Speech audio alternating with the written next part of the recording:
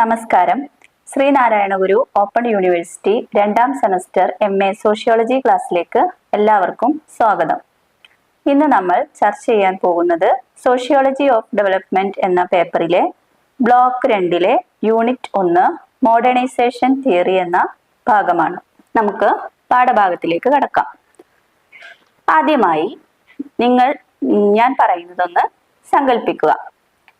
ഒരു ഗ്രാമം, ആ ഗ്രാമത്തിലെ നിവാസികൾ കൃഷിയെ ആശ്രയിച്ചാണ് ജീവിക്കുന്നത്. അവരുടെ മുഖ്യ തൊഴിൽ അല്ലെങ്കിൽ ജീവനോപാധി എന്ന് പറയുന്നത് കൃഷിയാണ്. തികച്ചും ഒരു യാഥാസ്ഥിതികമായിട്ട്, അതായത് ഒരു മോഡേൺ കൃഷിരീതികളൊന്നുമില്ലാതെ ട്രഡീഷണൽ ആയിട്ടുള്ള കൃഷിരീതികൾ അവലംബിച്ചു വരുന്ന ഒരു സാധാരണ കർഷകരാണ് ആ ഗ്രാമത്തിൽ ഉണ്ടായിരുന്നത്. അങ്ങനെ അവരുടെ പ്രധാനമായിട്ട് ഈ കൃഷിയെ ഡിപ്പെൻഡ് ചെയ്തിട്ട് അവരുടെ ജീവിതം അങ്ങനെ മുന്നോട്ട് പോവുകയാണ്. ആ സമയത്താണ് അവിടേക്ക് ഒരു സഞ്ചാരി വരുന്നത്. ആ സഞ്ചാരി അവിടുത്തെ കാഴ്ചകളെല്ലാം കാണുകയും അദ്ദേഹം എന്ത് ചെയ്തു, അവർക്ക് നൂതന കൃഷിരീതികളെ കുറിച്ച് പറഞ്ഞു കൊടുത്തു. അതായത് ടെക്നിക്കലായിട്ട് സാങ്കേതിക വിദ്യകള് പുതിയതായിട്ട് അവർക്ക് പരിചയപ്പെടുത്തി കൊടുത്തു. അത്തരത്തില് അവരൊന്നു മാറി ചിന്തിച്ചു. അവരുടെ കൃഷിയിലൊക്കെ മാറ്റം വരുത്തി ഒരു പുതിയ രീതികള് തുടങ്ങി. അപ്പോഴേക്കും ആ കൃഷി രീതിയിൽ ഒരു പുരോഗതി ഉണ്ടാവുകയും കാർഷിക വിഭവങ്ങൾ കൂടുതൽ ഉണ്ടാവുകയും അവര് കൂടുതൽ പ്രൊഡക്ട്സ് ഉണ്ടാവുകയും ഡിസ്ട്രിബ്യൂഷൻ ഉണ്ടാവുകയും അവിടെ എക്കണോമിയിൽ നല്ല മാറ്റം വരികയും ചെയ്തു. പയ്യെ അവര് എല്ലാ മേഖലകളിലും അവർക്ക് പുരോഗതി ഉണ്ടായി. അയൽ ഗ്രാമങ്ങളിലേക്കും അടുത്ത സമൂഹങ്ങളിലേക്കും അവരുടെ ഈ പ്രൊഡക്ട്സ് കൈമാറ്റം ചെയ്യുകയും അങ്ങനെ അവര് ഒരു ഡെവലപ്മെന്റ് ആയിട്ട് മാറി. അപ്പൊ ഇതിൽ നിന്ന് നമുക്ക് എന്താണ് മനസ്സിലാവുന്നത്? നമ്മുടെ ഈ ഒരു ട്രഡീഷണൽ ആയിട്ടുള്ള രീതികളും ആചാരങ്ങളും എല്ലാം ഒന്ന് മാറ്റിപ്പിടിച്ചാല്, അതിലൊരു പുതിയ സാങ്കേതിക വിദ്യയുടെ കൈകടത്തലുകൾ, നൂതനമായ എന്തെങ്കിലും ഒന്ന് പരീക്ഷിച്ചാൽ ഒരു മാറ്റം വരാൻ കഴിയുന്നുണ്ട് എന്ന് മനസ്സിലായില്ലേ? ഇത്തരത്തില് ഒരു ആധുനികവൽക്കരണത്തിന് സമൂഹത്തിലുള്ള പങ്ക് എന്താണെന്ന് വ്യക്തമാക്കുന്ന ഒരു പാഠഭാഗമാണ് ഈ ഒരു യൂണിറ്റ്. വാൾട്ട് റോസോയുടെ സിദ്ധാന്തം പരമ്പരാഗത സമൂഹങ്ങൾ ക്രമേണ ആധുനിക വ്യവസായമായി പരിണമിക്കുന്ന ഘട്ടങ്ങളിലൂടെ സമൂഹങ്ങൾ പുരോഗമിക്കുന്നു. പരമ്പരാഗത കൃഷി മുതൽ സുസ്ഥിരമായ സാമ്പത്തിക വളർച്ചയിലേക്കും ആത്യന്തികമായി വൻതോതിലുള്ള ഉപഭോഗത്തിലേക്കും ടേക്ക് ഓഫ് വരെയുള്ള വികസനത്തിന്റെ പടവുകൾ ഈ സിദ്ധാന്തം വിവരിക്കുന്നു. റൂസോ എന്ന് പറയുന്ന ഒരു പ്രശസ്തനായ വ്യക്തിയുടെ കാഴ്ചപ്പാടുകളിലൂടെയാണ് മുന്നോട്ട് നീങ്ങുന്നത്. അദ്ദേഹത്തിന്റെ വാദങ്ങൾ അനുസരിച്ച് എല്ലാ രാജ്യങ്ങളും ഇക്കണോമിക് ഗ്രോത്ത് കൈവരിക്കുന്നത് പ്രധാനമായും 5 ഘട്ടങ്ങളിലൂടെയാണ്. അതായത് ആദ്യം നമ്മൾ പറഞ്ഞ ട്രഡീഷണൽ ആയിട്ടുള്ള കൃഷിരീതി മുതൽ അതിന്റെ ടേക്ക് ഓഫ് വരെയുള്ള ഈ 5 ഘട്ടങ്ങളിലൂടെയായിട്ടാണ് സാമ്പത്തിക വളർച്ച കൈവരിക്കുന്നത് എന്നാണ് പറയുന്നത്. അപ്പോ അദ്ദേഹത്തിന്റെ അഭിപ്രായത്തില് ആധുനികവൽക്കരണം എന്താണെന്നാണ് പറയുന്നത്. ബഹുജന സമൂഹത്തിന്റെ വികസനം, നഗരവൽക്കരണം, വ്യവസായം എന്നിവയുടെ സ്വഭാവ സവിശേഷതകളാണ് ആധുനികവൽക്കരണം. എല്ലാ സമൂഹങ്ങളും ഒരേ മാതൃകയിലാണ് പുരോഗമിക്കുന്നത്. അപ്പോൾ ഒരു സമൂഹത്തില് പ്രധാനമായിട്ടും നഗരവൽക്കരണം, അതുപോലെ വ്യവസായം, പിന്നെ ആ സമൂഹത്തിന്റെ തന്നെ വികസനം എന്നിങ്ങനെ പല മേഖലകളിലുള്ള ഒരു കൂട്ടായ പുരോഗതിയാണ് പ്രധാനമായിട്ടും ആധുനികവൽക്കരണം എന്നതുകൊണ്ട് ഉദ്ദേശിക്കുന്നത്. അപ്പൊ ഈ ആധുനികവൽക്കരണം എന്ന ഈ ഒരു പ്രോസസ്സ് അല്ലെങ്കിൽ ഈ ഒരു അവസ്ഥയിലേക്ക് എത്തുമ്പോഴേക്കും ഇക്കണോമിക് ഗ്രോത്തിന്റെ 5 ഘട്ടങ്ങളിലൂടെയാണ് ഈ രാജ്യങ്ങൾ കടന്നു പോവുക. ഈ ഘട്ടങ്ങള് കഴിഞ്ഞ് അവരെന്താവും, ഒരു പൂർണ്ണമായിട്ടുള്ള സാമ്പത്തിക വികസനം നേടിക്കഴിയും. അപ്പൊ ഈ എല്ലാ രാജ്യങ്ങളും ഒരേ മോഡലിലാണ് പോകുന്നത്, ഒരേ വികസനമാണ് അവിടെ സാധ്യമാകുന്നത് എന്നാണ് റൂസോ പറയുന്നത്. അപ്പോൾ ആധുനികവൽക്കരണത്തെ കുറിച്ച് അദ്ദേഹത്തിന്റെ കാഴ്ചപ്പാട് എന്താണ്? നഗരവൽക്കരണം, സമൂഹങ്ങളുടെ വികസനം, അതുപോലെ വ്യവസായം എന്നിവയുടെ സ്വഭാവ സവിശേഷതകൾ ഉൾക്കൊള്ളുന്ന ഒരു മാറ്റം, ഒരു പുരോഗതിയാണ് ആധുനികവൽക്കരണം എന്ന് പറയുന്നത്. അതുപോലെ അദ്ദേഹം പറയുന്നുണ്ട്, എല്ലാ സമൂഹങ്ങളും ഈ ഒരു ഒരേ മോഡലിലാണ്, ഒരേ വികസന പാതയിലൂടെയാണ് സഞ്ചരിക്കുന്നത്. ഈ എക്കണോമിക് ഗ്രോത്ത് എല്ലാ രാജ്യങ്ങൾക്കും ഒരുപോലെയാണ് സംഭവിക്കുന്നത് എന്നാണ് അദ്ദേഹം പറയുന്നത്. ഇനി ആധുനികവൽക്കരണ സിദ്ധാന്തം എന്താണെന്ന് പറയുന്നുണ്ട്. അപ്പോൾ ആധുനികവൽക്കരണത്തെ കുറിച്ച് സൂക്ഷ്മമായി പഠനം നടത്തുന്നതാണ് ആധുനികവൽക്കരണ സിദ്ധാന്തം. സമൂഹങ്ങൾ എങ്ങനെ പരിണമിക്കുന്നു എന്നും രൂപാന്തരപ്പെടുന്നു എന്നുമുള്ള ഒരു പരിശോധന എന്ന് വേണമെങ്കിൽ നമുക്ക് പറയാം. അതാണ് ആധുനികവൽക്കരണ സിദ്ധാന്തം. ഈ സമൂഹങ്ങൾ എങ്ങനെയാണ് രൂപാന്തരപ്പെടുന്നത്, എങ്ങനെയാണ് പരിണമിക്കുന്നത്, എങ്ങനെയാണ് അവർക്ക് ഈ ഒരു സാമ്പത്തിക വികസനം സാധ്യമാവുന്നത്, ഏതെല്ലാം പാതയിലൂടെയാണ് അവർ കടന്നു പോകുന്നത് എന്നൊക്കെയുള്ള ഒരു സൂക്ഷ്മമായ പരിശോധനയാണ് ആധുനികവൽക്കരണ സിദ്ധാന്തം. മൂന്നാം ലോകം അനുഭവിക്കുന്ന പ്രശ്നങ്ങളോട് പാശ്ചാത്യ സാമൂഹ്യ ശാസ്ത്രം പ്രതികരിച്ചപ്പോഴാണ് ആധുനികവൽക്കരണം എന്ന ആശയം ഉടലെടുത്തത്. ഇനിയിപ്പോ കുറച്ച് റൂസോയുടെ വാദങ്ങളിലൂടെയാണ് നമ്മൾ കടന്നു പോകുന്നത്. അപ്പൊ എന്താ ഇവിടെ പറയുന്നത്? മൂന്നാം ലോകം അനുഭവിക്കുന്ന പ്രശ്നങ്ങൾ, അതിനോട് പാശ്ചാത്യ സാമൂഹ്യ ശാസ്ത്രം പ്രതികരിച്ചപ്പോഴാണ് എന്ത് പറയുന്നത്? ആധുനികവൽക്കരണം. അതായത് നമുക്കറിയാം, മൂന്നാം ലോക രാജ്യങ്ങൾ എന്ന് പറയുന്നത് കൊളോണിയലിസത്തിന്റെ ഭാഗമായിട്ട് അടിച്ചമർത്തപ്പെട്ട രാജ്യങ്ങളായിരുന്നു അവർക്ക് അനുഭവപ്പെടുന്ന പ്രശ്നങ്ങളോടുള്ള പ്രതികരണമായിട്ടാണ് ഈ ആധുനികവൽക്കരണം കടന്നു വന്നത് എന്നാണ് പറയുന്നത്. തങ്ങളുടെ വികസന അജണ്ട സംഘടിപ്പിക്കുന്നതിനും നിർവചിക്കുന്നതിനും വേണ്ടി പുതിയ മാതൃകകൾ സൃഷ്ടിക്കേണ്ടതുണ്ടെന്ന അതിശക്തമായ വികാരം അവർക്കുണ്ടായിരുന്നു. ആധുനികവൽക്കരണമായിരുന്നു അതിനുള്ള മാർഗം.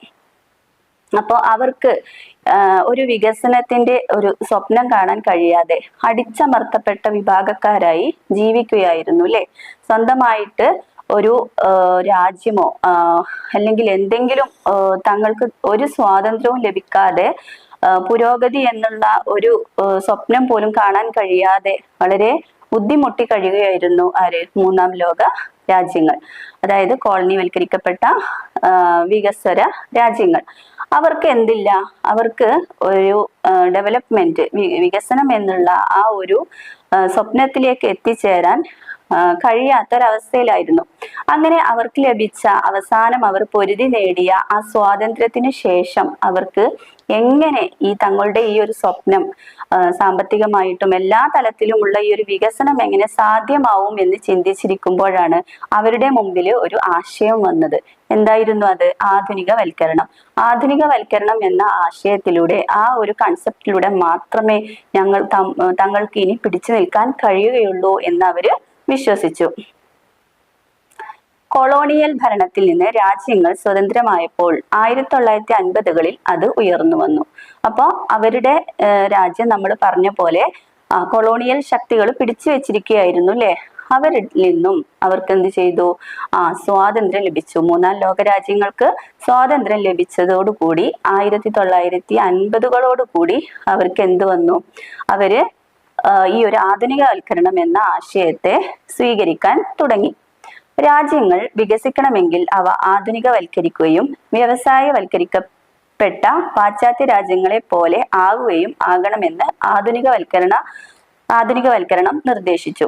അപ്പൊ ഈ ആധുനികവൽക്കരണം എന്തിനെല്ലാമാണ് സപ്പോർട്ട് ചെയ്തിരുന്നത്?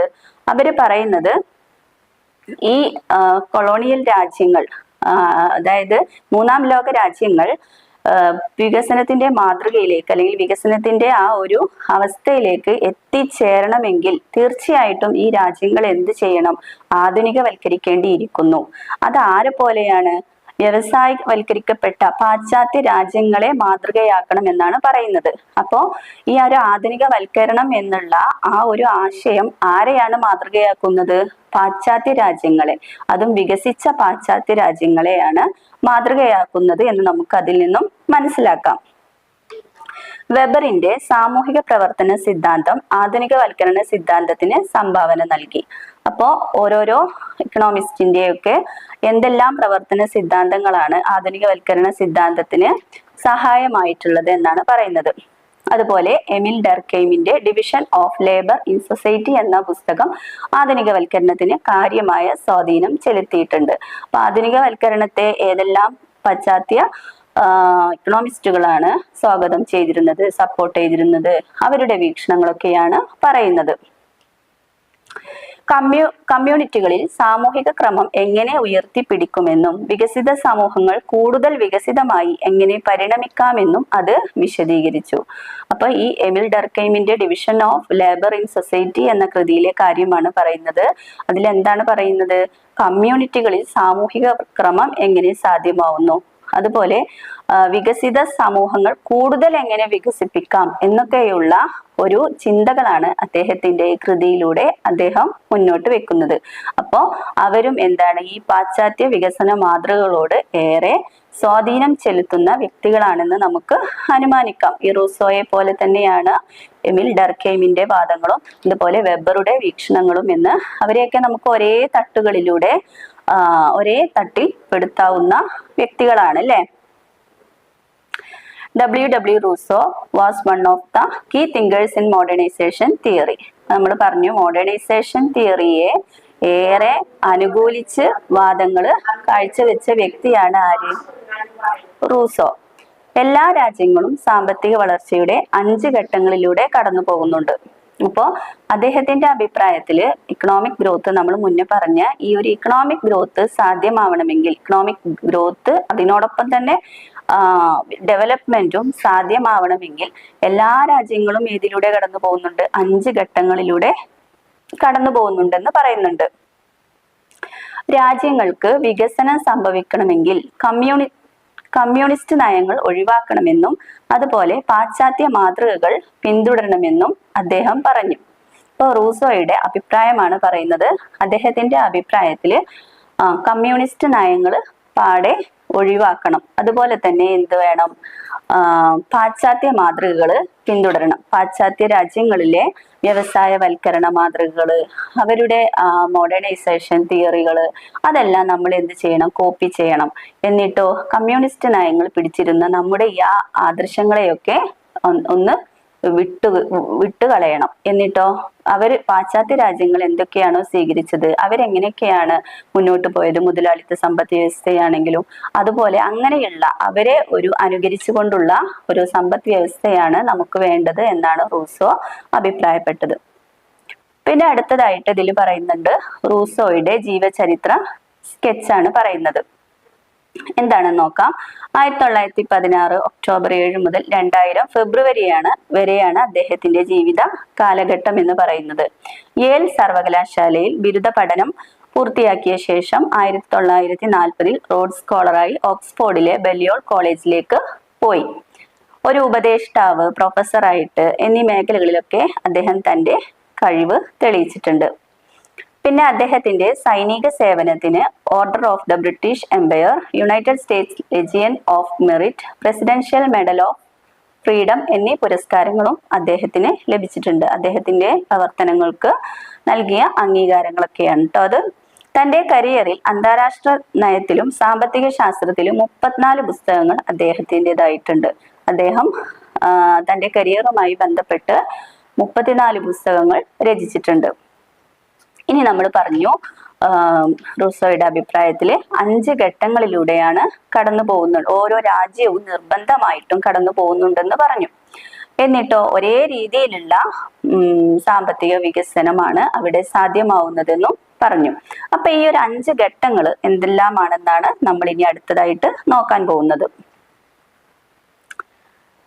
In his highly influential book, The Stages of Economic Growth, a non-communist manifesto, Rousseau outlined 5 basic stages of development that all countries are said to pass through.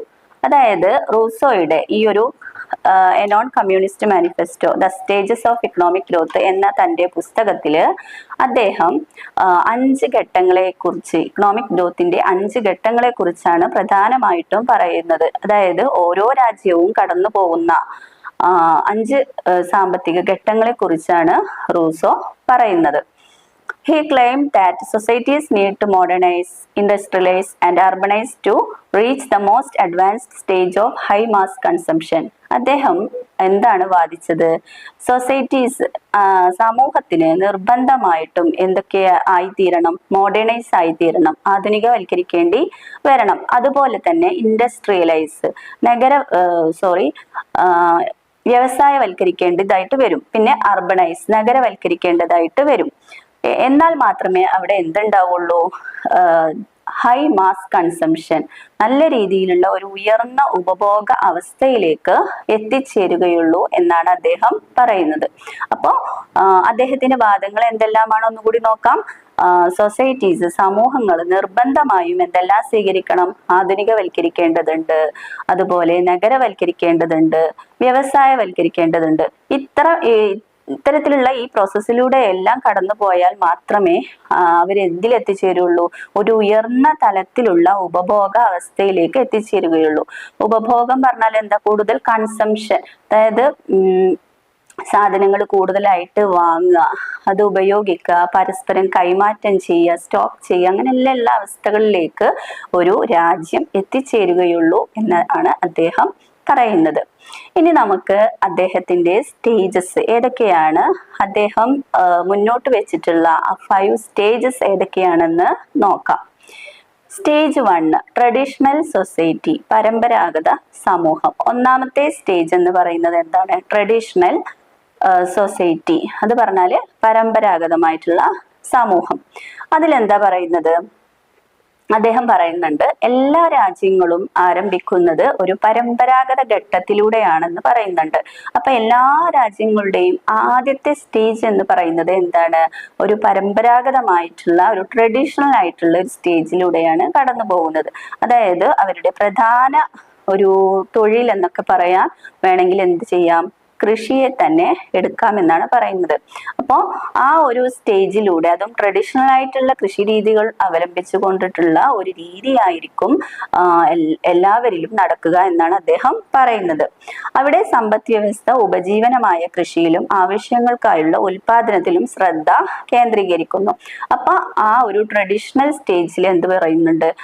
അവരെന്താ മെയിൻ ആയിട്ട് ഫോക്കസ് ചെയ്യുന്നത്? എന്തിലായിരിക്കും? കൃഷിയിലായിരിക്കും. പിന്നെ അവർക്ക് അത്യാവശ്യം വേണ്ട സാധനങ്ങളുടെയും സേവനങ്ങളുടെയും ഉൽപാദനത്തിലുമാണ് അവരുടെ ശ്രദ്ധ കേന്ദ്രീകരിക്കുന്നത്. അപ്പോൾ ആ ഒരു അവസ്ഥയാണ് ഫസ്റ്റ് സ്റ്റേജില്.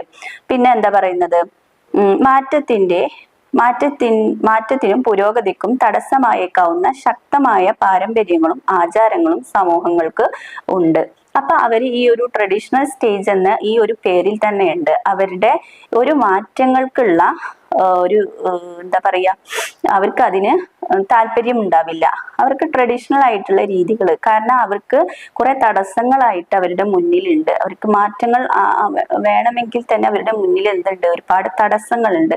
നിലനിന്ന് പോയിരുന്ന ആചാരങ്ങള്, അവരുടെ വിശ്വാസങ്ങള് എല്ലാം ഉള്ളത് കൊണ്ട് തന്നെ അവർക്ക് പെട്ടെന്നൊരു മാറ്റം സാധ്യമല്ല. അപ്പൊ അത്തരത്തിലുള്ള ഒരു വിശ്വാസങ്ങളും ആചാരങ്ങളും ഒക്കെ നിലനിന്നിരുന്ന ഒരു സ്റ്റേജാണ് ഈ ട്രഡീഷണൽ സ്റ്റേജ് എന്ന് പറയാം. ഈ ഘട്ടത്തിൽ പുതിയ വിളകളുടെ കണ്ടെത്തലും നൂതന സാങ്കേതിക വിദ്യയും ഉപയോഗിക്കുന്നതിലൂടെ ഉൽപാദനം വർദ്ധിപ്പിക്കാം. അപ്പൊ ഈ ഒരു ഘട്ടം എന്ന് പറയുന്നത് എന്താണ്? പഴയ രീതിയിലുള്ള ട്രഡീഷണൽ ആയിട്ടുള്ള പിന്നെ കൃഷി രീതികളൊക്കെ ഉപയോഗിച്ചു കൊണ്ടുപോന്നിരുന്ന ഒരു സമയമായിരുന്നല്ലോ. അപ്പൊ ഈ ഒരു അവസ്ഥയിൽ നിന്നും മാറ്റം വരണമെങ്കിൽ റൂസോ പറയുന്നത് അവർക്ക് എന്ത് വേണം? അവർക്ക് പുതിയ വിളകൾ, പുതിയ വിത്തുകള്, സീഡ്സ്, അതുപോലുള്ള കാർഷിക ഉപകരണങ്ങള്, പുതിയ സാങ്കേതിക വിദ്യകള് ഒക്കെ ഒന്ന് മാറ്റി പിടിക്കുന്നതിലൂടെ അവർക്ക് എന്ത് ചെയ്യാം? മാറ്റം കൊണ്ടുവരാം, അല്ലെങ്കിൽ പുരോഗതി കൊണ്ടുവരാം എന്ന് റൂസോ പറയുന്നുണ്ട്. ഇനി രണ്ടാമത്തെ സ്റ്റേജിലേക്കാണ് നമ്മൾ പോകുന്നത്. പ്രീ കണ്ടീഷൻസ് ഓഫ് ടേക്ക് ഓഫിനുള്ള മുൻകരുതലുകൾ. ഈ സ്റ്റേജിൽ എന്താണെന്ന് നോക്കാം. ഇത് പരിവർത്തനത്തിന്റെ സമയമാണ്. സാമ്പത്തിക പുരോഗതിക്കും ലാഭത്തിനും കൂടുതൽ പ്രചോദനമുണ്ട്. ഇപ്പോൾ നമുക്ക് മുമ്പേ ഉള്ള ട്രഡീഷണൽ സ്റ്റേജിൽ നിന്ന് നമ്മൾ മാറ്റത്തിലേക്ക് വരികയാണ്. അപ്പൊ ആ ഒരു മാറ്റത്തിന്റെ ഘട്ടമാണ് രണ്ടാമത്തെ ഘട്ടം എന്ന് പറയുന്നത്. ഇതിൽ മുഖ്യമായിട്ട് എന്ത് ചെയ്യുന്നുണ്ട്? ഫോക്കസ് ചെയ്യുന്നത് ലാഭത്തിനെ അടിസ്ഥാനമാക്കിയിട്ടുള്ളതാണ്. അതുപോലെ തന്നെ ഗതാഗതം, വിദ്യാഭ്യാസം പോലുള്ള അടിസ്ഥാന സൗകര്യങ്ങൾ മെച്ചപ്പെടുത്തുമ്പോൾ നഗരപ്രദേശങ്ങൾ വളരുന്നു. സ്വാഭാവികമാണ് അല്ലെ? അതായത് അടിസ്ഥാന സൗകര്യങ്ങൾ മെച്ചപ്പെടുത്തുമ്പോൾ തന്നെയാണ് ആ ഒരു പ്രദേശം അല്ലെങ്കിൽ ആ ഒരു രാജ്യം സാമ്പത്തിക വികസനത്തിലേക്കും മറ്റ് എല്ലാ തലത്തിലുള്ള വികസനത്തിലേക്കും എത്തിച്ചേരുന്നത്. അപ്പോൾ ഈ ഒരു ട്രഡീഷണൽ സ്റ്റേജിൽ നിന്നും വിട്ട് രണ്ടാമത്തെ സ്റ്റേജിലേക്ക് വരുമ്പോഴാണ് അവര് ഒരു മറ്റ് മേഖലകളിലേക്കും, അതായത് വിദ്യാഭ്യാസം, ഇൻഫ്രാസ്ട്രക്ചർ തുടങ്ങിയ മറ്റ് എല്ലാ കാര്യങ്ങളിലേക്കും അവരുടെ ശ്രദ്ധ പോകുന്നുണ്ട്. അങ്ങനെ ഒന്നിൽ മാത്രം ഫോക്കസ് ചെയ്ത് നിൽക്കാതെ പല മേഖലകളിലാക്കിയിട്ട് അവര് വികസനം കൊണ്ടുവരാൻ ശ്രമിക്കുന്നുണ്ട്. അവരുടെ മെയിൻ ആയിട്ടുള്ള ലക്ഷ്യം എന്ന് പറയുന്നത് ലാഭമായിട്ട് വരുന്നുണ്ട്. Changes in the way society views science and technology and improve financial capability, the labor force capability, political sovereignty, the creation of centralized tax system, the development of specific economic and social infrastructure such as ports, railroads, power plants and educational facilities. എന്താണ് പറയുന്നത്? Changes in the way society views എന്താ പറയുന്നത്? ഈ സൊസൈറ്റിയുടെ, സമൂഹത്തിന്റെ കാഴ്ചപ്പാടുകളിൽ changes വന്നു കഴിഞ്ഞാൽ ഏതിലേക്കുള്ള കാഴ്ചപ്പാടാണ്? സയൻസ് ആൻഡ് ടെക്നോളജി, ശാസ്ത്രത്തിലേക്കും സാങ്കേതിക വിദ്യയിലേക്കുള്ള അവരുടെ ഈ ഒരു കാഴ്ചപ്പാടുകളിൽ മാറ്റം വരികയാണ്. അങ്ങനെ അവരുടെ കാഴ്ചപ്പാടിൽ ചേഞ്ചസ് വരുത്തി കഴിഞ്ഞാൽ എന്താണ് അവിടെ സംഭവിക്കുക? ഇംപ്രൂവ് ഫിനാൻഷ്യൽ കേപ്പബിലിറ്റി, അവർക്ക് സാമ്പത്തികമായി കഴിവുണ്ടാവും. അതുപോലെ തന്നെ ദ ലേബർ ഫോഴ്സ് കേപ്പബിലിറ്റി, അധ്വാന ശക്തി അവരിൽ കൂടുതലാവും. പൊളിറ്റിക്കൽ സോവറിറ്റി, രാഷ്ട്രീയ പരമാധികാരം ഉണ്ടായിരിക്കും. അതുപോലെ the creation of centralised tax system and economic system, അവിടെ എന്തുണ്ടാവും? ഒരു നല്ല രീതിയിലുള്ള ഒരു കേന്ദ്രീകൃത നികുതി വ്യവസ്ഥ നടപ്പിലാക്കാൻ കഴിയും. സാമ്പത്തിക അവസ്ഥയും ഉണ്ടാവും. പിന്നെ the development of specific economic and social infrastructure മേഖലയിൽ, സാമൂഹ്യ മേഖലയിലൊക്കെ ഒരു പുരോഗതി ഉണ്ടാവും. ആ മേഖലകൾ ഏതൊക്കെയാണെന്നാണ് പറയുന്നത്? Such as sports, rail roads, power plants and educational facilities. അപ്പോൾ പവർ പ്ലാന്റുകളൊക്കെ ഉണ്ടാവും. അതുപോലെ തന്നെ റെയിൽ റോഡ്സ്, പോർട്സ്, അങ്ങനെയുള്ള പുതിയ തുറമുഖങ്ങൾ, ആ മേഖലകളിലൊക്കെ എന്തുണ്ടാവും? അതുപോലെ എഡ്യൂക്കേഷണൽ ഫെസിലിറ്റീസ്, ആ മേഖലകളിലൊക്കെ എന്തുണ്ടാവും? പുരോഗതി കൂടുതലായിട്ട് വരും. അവരുടെ കാഴ്ചപ്പാട്, സയൻസിനോടും ടെക്നോളജിയോടുള്ള സമൂഹത്തിന്റെ കാഴ്ചപ്പാട് മാറിക്കഴിഞ്ഞാൽ ഇത്തരം മേഖലകളിലെല്ലാം ഒരു പുരോഗതി കാണാൻ കഴിയുമെന്നാണ് പറയുന്നത്. കാർഷിക സമ്പദ് വ്യവസ്ഥയുടെ പ്രാധാന്യം രണ്ടാം ഘട്ടത്തിൽ നിലനിൽക്കുന്നില്ല. അത് ഈ ഒരു കാർഷിക സമ്പദ് വ്യവസ്ഥ എന്നുള്ള അതിൽ മാത്രം മെയിൻ ആയിട്ട് ഫോക്കസ് ചെയ്തിരുന്ന ആ ഘട്ടം എന്ന് പറയുന്നത് ഒന്നാമത്തെ ഘട്ടമാണ്. എന്നാൽ ഈ രണ്ടാമത്തെ ഘട്ടത്തിൽ ഈ കാർഷിക അവസ്ഥയ്ക്ക് അല്ലെങ്കിൽ കൃഷി എന്നുള്ള ആ ഒരു സംരംഭത്തിനോട് പൂർണ്ണമായിട്ട് അതിനെ അവോയ്ഡ് ചെയ്യാൻ കഴിയില്ല. കാരണം എന്താ? അതായത് സമ്പദ് വ്യവസ്ഥയുടെ നട്ടെല്ലാണല്ലോ ഈ ഒരു കാർഷിക മേഖല എന്ന് പറയുന്നത്. അപ്പൊ അതിനെ പാടെ ഒഴിവാക്കാൻ കഴിയില്ല. എന്നാലോ എന്ത് ചെയ്യണം? ഈ ഒരു കാർഷിക മേഖലയിൽ നിന്നുള്ള പ്രൊഡക്ട്സ് കൂടുതലായിട്ട് വന്നു കഴിഞ്ഞാൽ അതിന്റെ ആ ഒരു ഫിനാൻഷ്യൽ ആയിട്ടുള്ള കാര്യങ്ങളൊക്കെ എവിടെ നിക്ഷേപിക്കണം? ഇൻഡസ്ട്രിയലൈസേഷന്റെ ഭാഗത്തേക്കും നമ്മൾ കൂടുതൽ കൊടുക്കണം. അവിടെ നിക്ഷേപം കൂടുതലായിട്ട് കഴിഞ്ഞാൽ എന്തുണ്ടാവും? ഡെവലപ്മെന്റ് ഉണ്ടാവും എന്നാണ് പറയുന്നത്. അപ്പോൾ ഈ ടേക്ക് ഓഫിന്റെ മുൻകരുതൽ എന്നുള്ള രണ്ടാമത്തെ ഈ ഒരു സ്റ്റേജിൽ എന്താണ് പറയുന്നത്? കാർഷിക മേഖലയിലുള്ള പ്രൊഡക്ട്സിന്റെ പ്രൊഡക്ടിവിറ്റി കൂടുതലായിട്ട് ഉണ്ടാക്കി കഴിഞ്ഞിട്ട് അതിൽ നിന്നുള്ള വെൽത്ത് അല്ലെങ്കിൽ അതിൽ നിന്നുള്ള ഇൻകം നമ്മൾ എവിടെ ഡെപ്പോസിറ്റ് ചെയ്യണം? ഇൻഡസ്ട്രിയലൈസേഷന്റെ ആ ഒരു ഭാഗത്തേക്ക് ഡെപ്പോസിറ്റ് ചെയ്യണം. അങ്ങനെ അവിടെ ഉണ്ടാവുന്ന ആ നിക്ഷേപം എന്തുണ്ടാവും? ക്രമേണ ഒരു പുരോഗതിയിലേക്ക് എത്തിച്ചേരാൻ കഴിയുമെന്നാണ് ഈ ഒരു സ്റ്റേജിൽ പറയുന്നത്.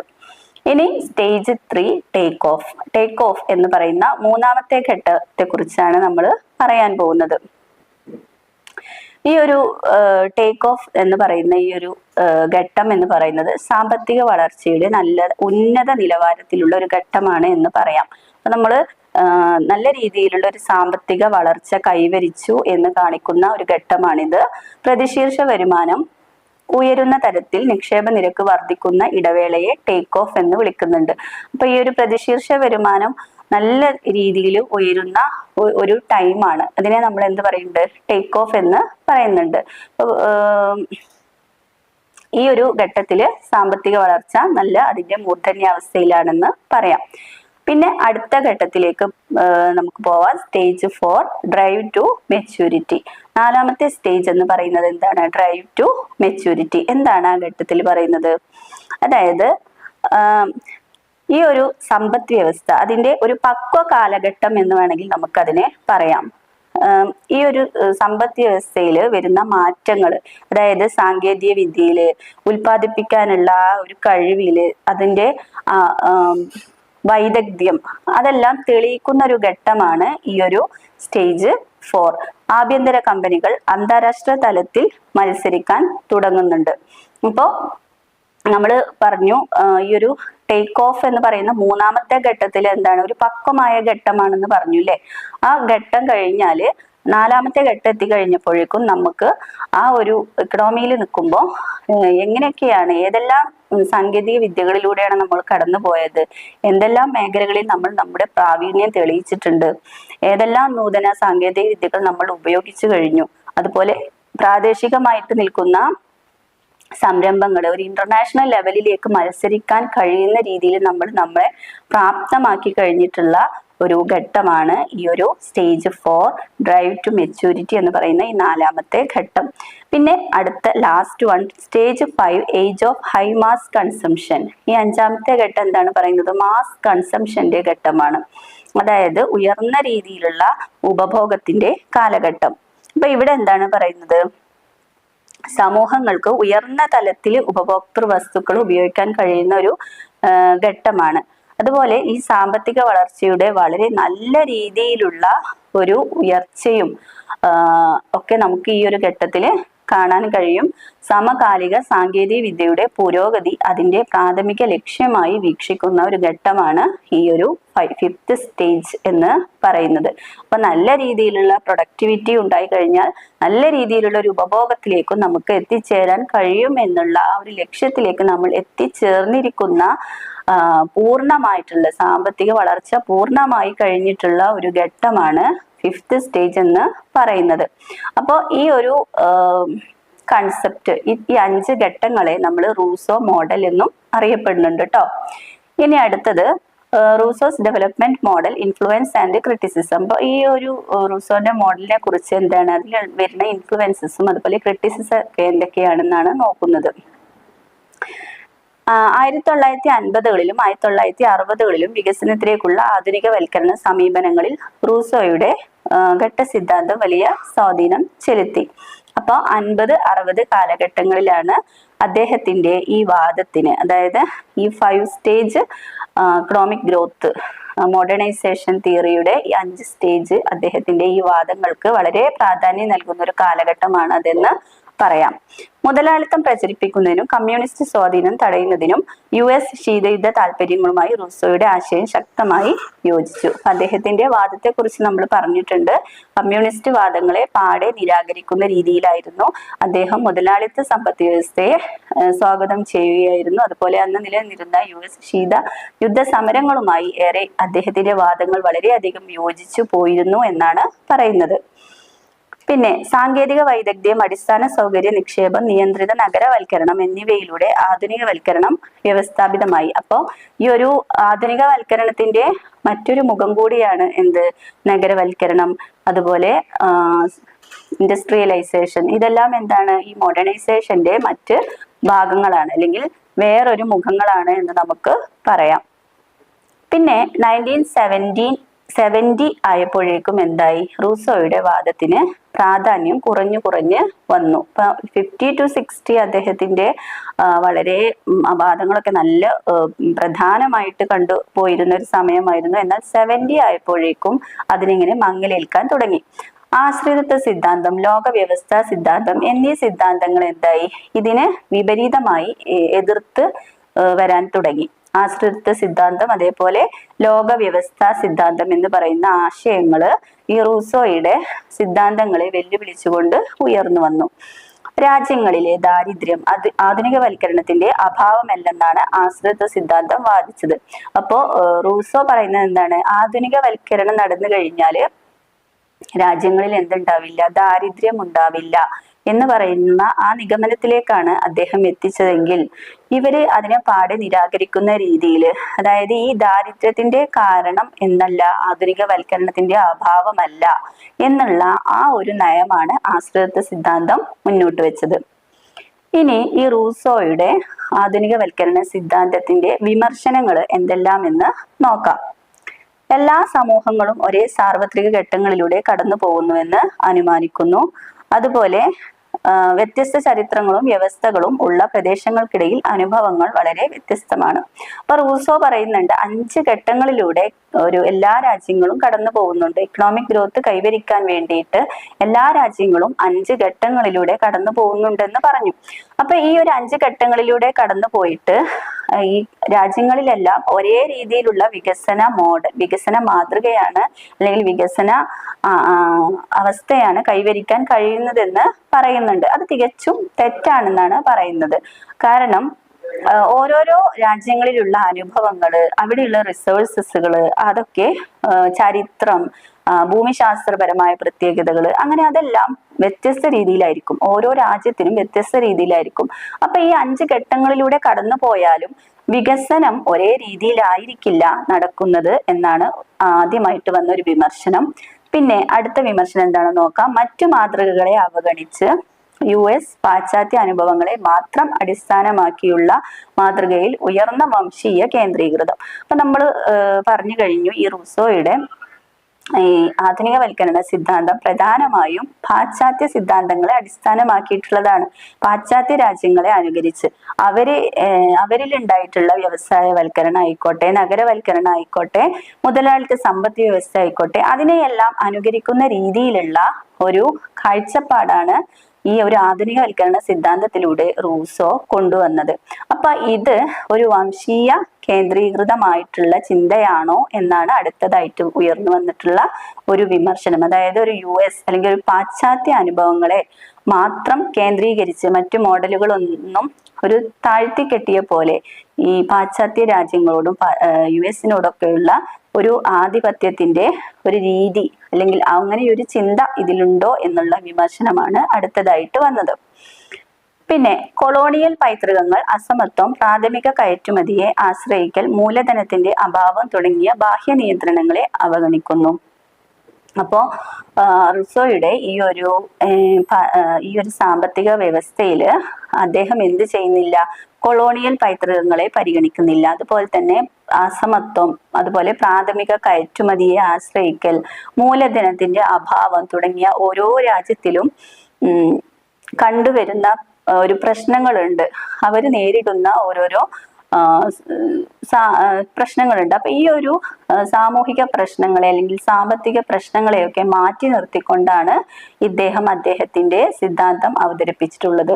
അല്ലെങ്കിൽ അദ്ദേഹത്തിന്റെ സിദ്ധാന്തത്തിൽ ഇത്തരം പ്രശ്നങ്ങൾക്ക് സ്ഥാനം നൽകിയിട്ടില്ല എന്നതാണ് മറ്റുള്ള വിമർശനം. വികസനത്തിന്റെ രാഷ്ട്രീയവും സാമൂഹികവുമായ മാനങ്ങൾ അവഗണിക്കപ്പെടുന്നു. സാമ്പത്തിക ഘടകങ്ങളിൽ സങ്കുചിതമായി ശ്രദ്ധ കേന്ദ്രീകരിക്കുന്നുണ്ട്. അപ്പൊ ഒരു വികസനം, ഡെവലപ്മെന്റ് എന്ന ഒരു ആശയത്തിൽ സാമൂഹികവും അതുപോലെ തന്നെ രാഷ്ട്രീയവുമായിട്ടുള്ള മാനങ്ങൾക്ക് എന്ത് ചെയ്യുന്നില്ല? വലിയ സ്ഥാനം നൽകുന്നില്ല. അദ്ദേഹം ഒറ്റ ഒരു ഫോക്കസ് ചെയ്തിരിക്കുന്നു എന്തിൽ മാത്രമാണ്? സാമ്പത്തികം എന്നുള്ള ഒരു ലക്ഷ്യത്തിൽ മാത്രമാണ് അദ്ദേഹത്തിന്റെ ശ്രദ്ധ നൽകിയിരിക്കുന്നത് എന്നാണ് അടുത്ത വിമർശനം. പിന്നെ പാരമ്പര്യവും ആധുനികതയും തമ്മിലുള്ള ഇടപെടലുകൾ അവഗണിക്കപ്പെടുന്നു. ആധുനിക മാറ്റങ്ങൾക്കൊപ്പം പാരമ്പര്യത്തിന്റെ ഘടകങ്ങളും തുടരുന്നു. അദ്ദേഹം പാരമ്പര്യത്തെ എന്ത് ചെയ്യുന്നുണ്ട്? പൂർണ്ണമായും തള്ളിക്കളഞ്ഞിട്ട് ഒരു ആധുനികതയെ മാത്രം ഉയർത്തിപ്പിടിക്കുന്ന രീതിയിലുള്ള വാദങ്ങളാണ്. അത് ഈ ആധുനികതയില് പാരമ്പര്യത്തിന് ഇപ്പോഴും സ്വാധീനമുണ്ട് എന്നുള്ള കാര്യം അദ്ദേഹം പാടെ വിസ്മരിക്കുന്നു എന്നുള്ള ഒരു വിമർശനവും നിലനിൽക്കുന്നുണ്ട്. അപ്പോ ഈ ഒരു പാഠഭാഗത്ത് നമ്മൾ ചർച്ച ചെയ്ത് പ്രധാനമായിട്ടും മോഡേണൈസേഷൻ തിയറി, ആധുനികവൽക്കരണം എന്നുള്ള ഒരു കൺസെപ്റ്റിനെ കുറിച്ചാണ് നമ്മൾ പറഞ്ഞത്. അതിൻ്റെ ഒരു മുഖ്യ വക്താവ് എന്ന രീതിയിൽ റൂസോയെ നമ്മൾ പരിചയപ്പെട്ടു. അദ്ദേഹത്തിന്റെ വാദങ്ങൾ എന്തെല്ലാമാണെന്നും അതുപോലെ അദ്ദേഹത്തിന്റെ വാദത്തിന് നേരിടേണ്ടി വന്നിട്ടുള്ള വിമർശനങ്ങൾ എന്തെല്ലാമാണെന്നാണ് ഈ ഒരു ഭാഗത്തിൽ നമ്മൾ ചർച്ച ചെയ്തത്. ഈ പാഠഭാഗം നിങ്ങൾക്ക് മനസ്സിലായിട്ടുണ്ടാവും എന്ന് വിചാരിക്കുന്നു. അടുത്ത ക്ലാസ്സിൽ കാണാം. Thank you.